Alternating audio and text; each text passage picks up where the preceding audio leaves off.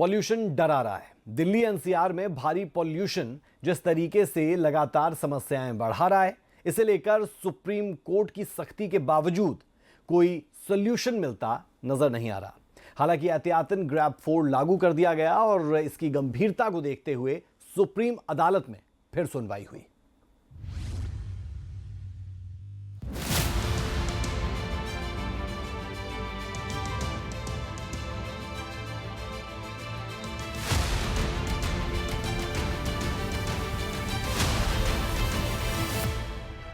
Delhi NCR में pollution से लोगों का जीना मुहाल है। हर एक सांस जिंदगी पर भारी पड़ रही है। देश की राजधानी गैस चैम्बर में तब्दील हो चुकी है। लोगों का अपने घरों से बाहर निकलना दूभर हो गया है। पूरा आसमान सफेद धुंध का गुब्बार बना हुआ है। अस्पतालों में मरीजों की संख्या में लगातार इजाफा हो रहा है। हवाई सफर और ट्रेनें विलंब से चलने को मजबूर हैं।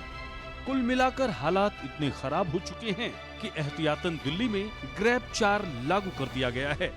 लेकिन सरकार के इस कदम से सुप्रीम कोर्ट संतुष्ट नहीं है और इस मामले में सुनवाई करते हुए दिल्ली और केंद्र सरकार को फिर से फटकार लगाई है। सुप्रीम कोर्ट ने सुनवाई के दौरान पूछा कि जब एयर क्वालिटी इंडेक्स 300 से 400 के बीच पहुंचा था तो स्टेज 3 पर पाबंदी लागू करने में 3 दिन की देरी क्यों हुई?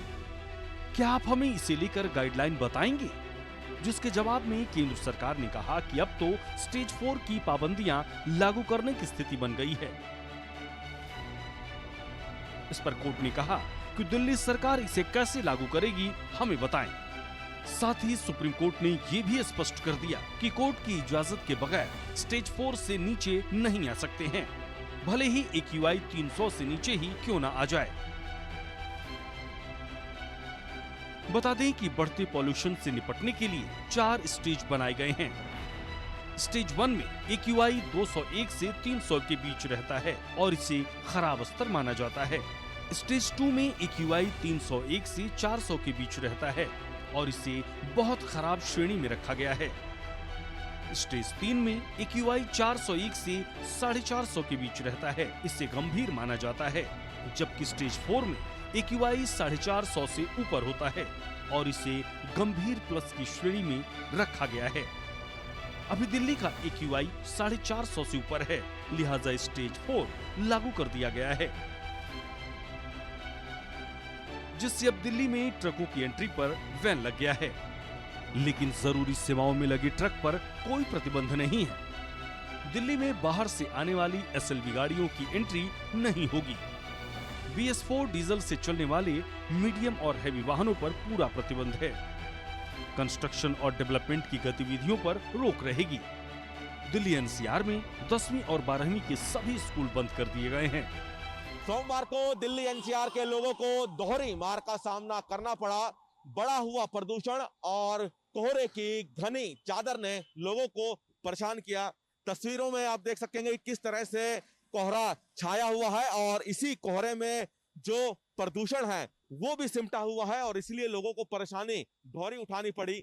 इस बढ़े हुए प्रदूषण और घने कोहरे के कारण लगभग दिल्ली आने जाने वाली 2 दर्जन से ज्यादा फ्लाइट्स लेट हो गई और साथ ही साथ जो उड़ानें हैं वो भी प्रभावित हुई। पॉल्यूशन की चपेट में हरियाणा के कई शहर भी हैं, जिससे लोगों का जीना मुहाल हो रखा है। खासकर बच्चों और बुजुर्गों को अपनी जान का डर सता रहा है। हरियाणा का AQI 486 दर्ज किया गया है, जो कि खतरनाक स्तर को साफ दर्शाता है।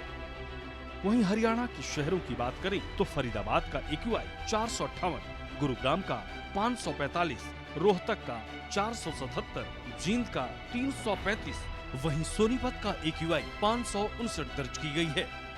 दिल्ली एनसीआर के साथ साथ पूरे प्रदेश भर में लगातार पॉल्यूशन का खतरनाक स्तर बढ़ता ही जा रहा है और अगर हरियाणा के तमाम जिलों की बात करें तो आज 450 के पार तमाम जिलों में एयर क्वालिटी इंडेक्स है और लगातार आसमान की जो आबो हवा है वो जहरीली होती जा रही है और पॉल्यूशन के साथ साथ कोहरे की भी सफेद चादर कहीं ना कहीं पूरे हरियाणा के तमाम जिलों पर छाई हुई है। इस बढ़ते पॉल्यूशन को कम करने के लिए हरियाणा में जहां ग्रैब 4 के नियम लागू कर दिए गए हैं तो कई पाबंदियां भी लगाई गई है।